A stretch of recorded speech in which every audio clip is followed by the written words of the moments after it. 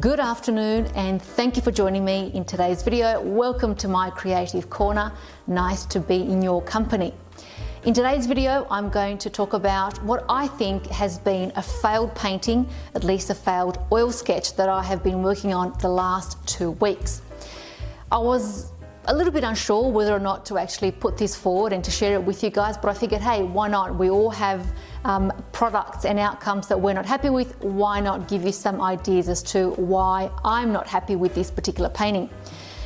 It's taken me about 2 weeks through the process of finding the blossoms, creating the composition, then working on the painting, and finally coming out of it and thinking, you know, all this time that I spent there, not exactly sure that I am 100% happy with what I created.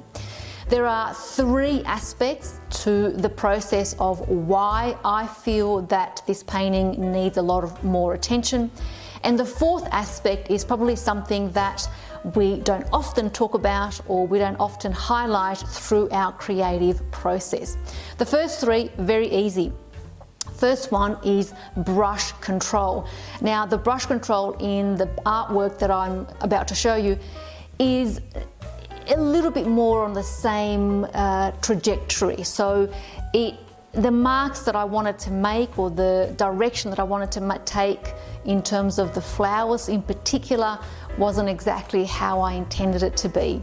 The hard edges, soft edges point of view, well, that's, you know, I worked that in there, but again, wasn't quite happy with the brush control.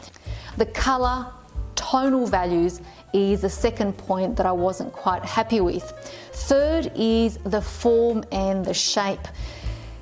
Light and shade gives us the form of an object, and I must admit the actual white blossoms, I rushed through that, and there's a reason for that, but I did rush through it.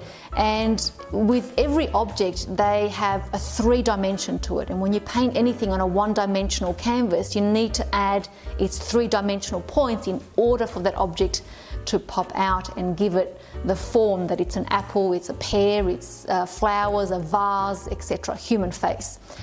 And in this case, form and shape for me in terms of the blossoms just absolutely weren't there. So the 4th aspect of my creative process is really mindset.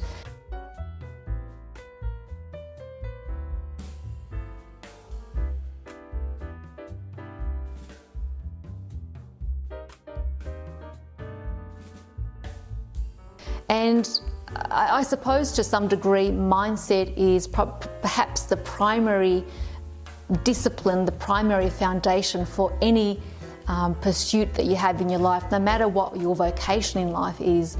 But particularly from an art point of view, it's incredibly easy to lock the studio door and not go in and say, well, today I just don't feel like it, or today I have a headache, or I'll do it tomorrow.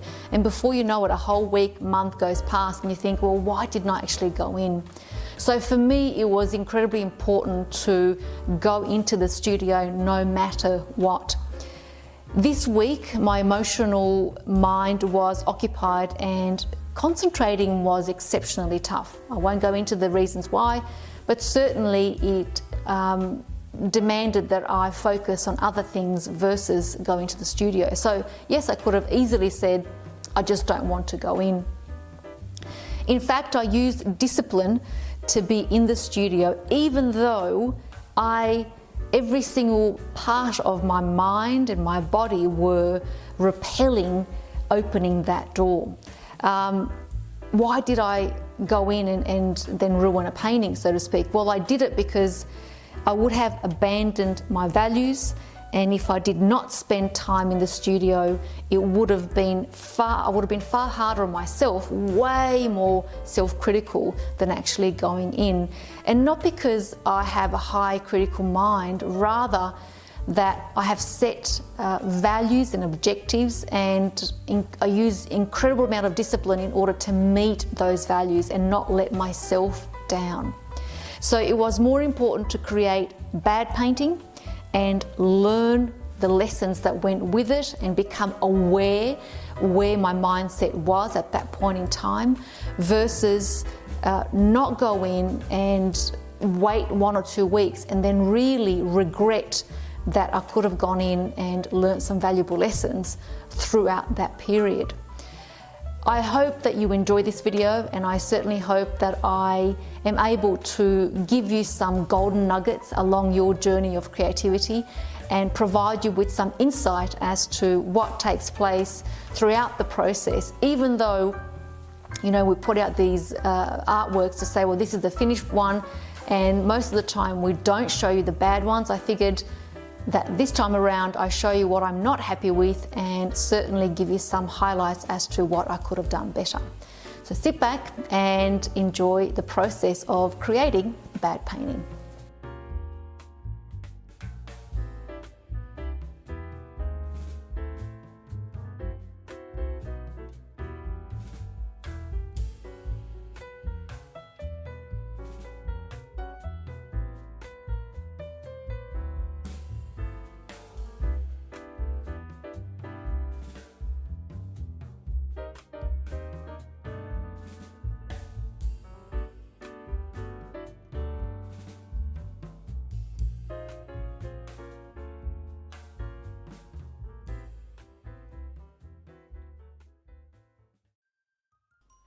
Studio lighting and constant shifting of sunlight is a contentious issue, which you will see throughout the painting process. The colour of the craft paper changes simply because the filming day was sunny compared to the other days I spent in the studio. What is challenging to capture in the video is the realness of tonal values and colour. My initial step was to focus on the vase, and it involved applying a layer of off-white greys and purples, gradually transitioning from the darkest to the lightest shades while preserving the porcelain's integrity. My first mistake is at this point on the tonal value and colour value of the flowers' blossoms. Now note, I am painting on craft paper, which I mentioned before, which means corrections and wiping off paint isn't an option. So I simplified the flower subject to simple shapes. Naturally, you would not want to paint every single petal and leaf. However, the tone of the first layer is far too light.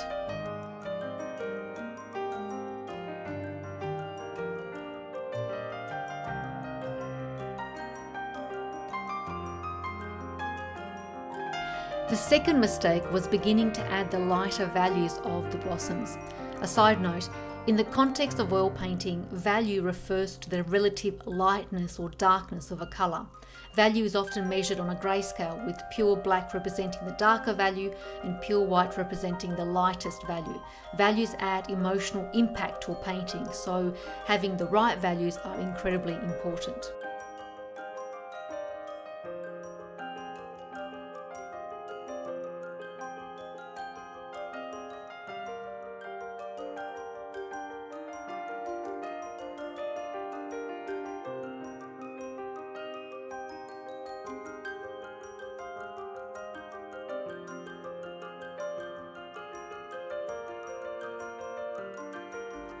Here I am incredibly frustrated, and instead of continuing down the negative spiral, I decided to change focus and paint the vase and continue to add the layers to the vase so that I can build that up and begin to then add its intricate details of the flower pattern.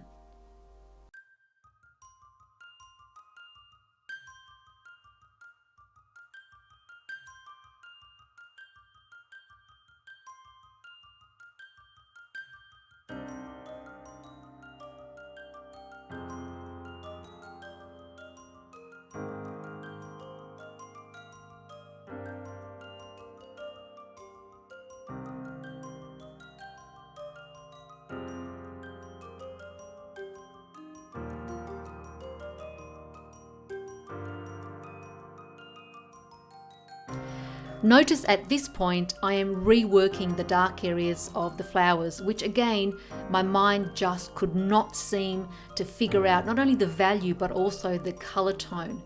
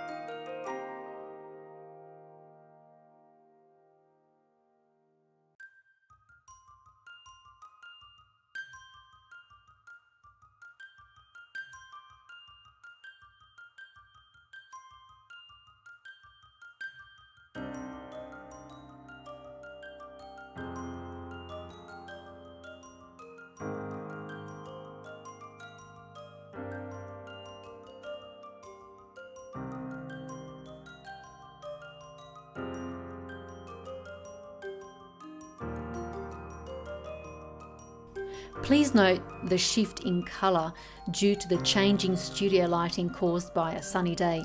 When mixing colour and attempting to see values, this lighting plays a pivotal role in seeing and painting tonal values.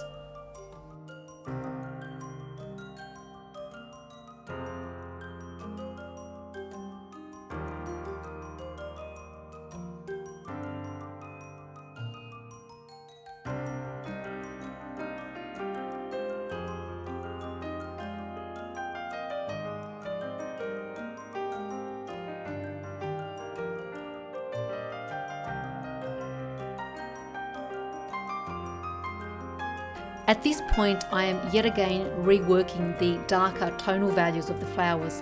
I could not find the emotional signature of being satisfied. I'm simply finding a happy medium so that I no longer work on this small oil study. Generally, I feel the colours.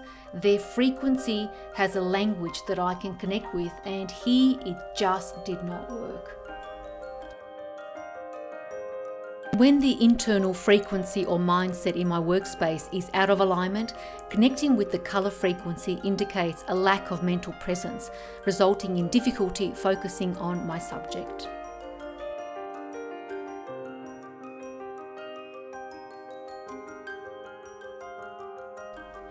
What do you think? Perhaps the values that I should have incorporated should have mirrored closer to that of eggshell value, using grey yellow with ivory black and white and burnt sienna for my second value. Thank you for watching. Head over to Instagram for regular updates and stay connected with my vibrant artistic journey. Always remember, ignite creativity. It's your superpower.